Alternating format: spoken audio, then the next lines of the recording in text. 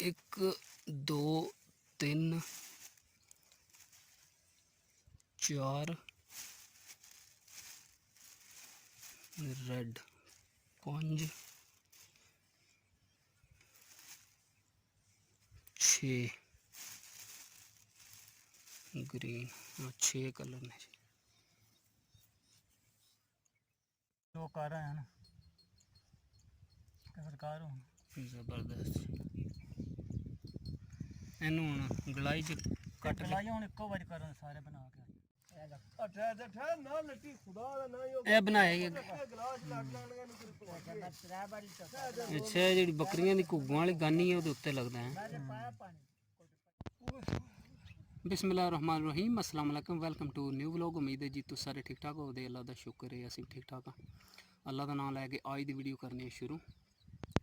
अच्छा जी भाई गफार है मेरे कोल ते एह जेहड़ा ना गानियां जेहड़ियां बकरियां दे पाई दियां ने घुग्गों वालियां, उन्हां दे जेहड़े उत्ते फुੱਲ लगदे ने ओह बनांदे पे ने।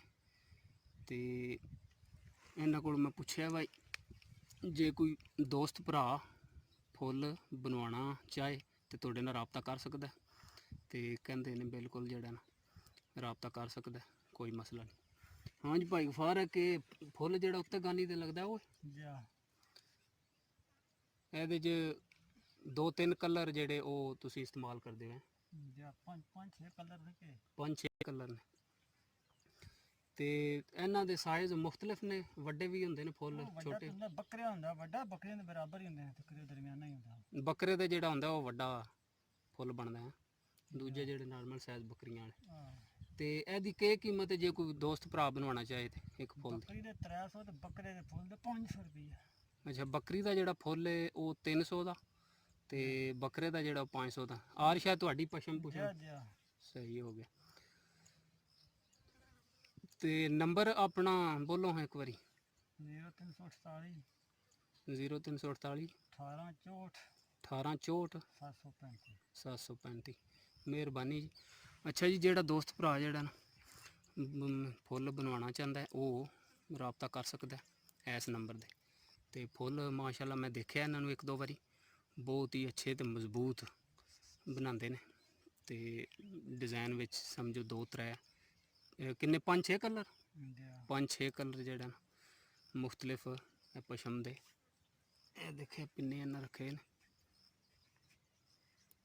डिफरेंट कलर ਦੇ, ਇਹਨਾਂ ਨਾਲ ਬਣਾਉਂਦੇ ਨੇ।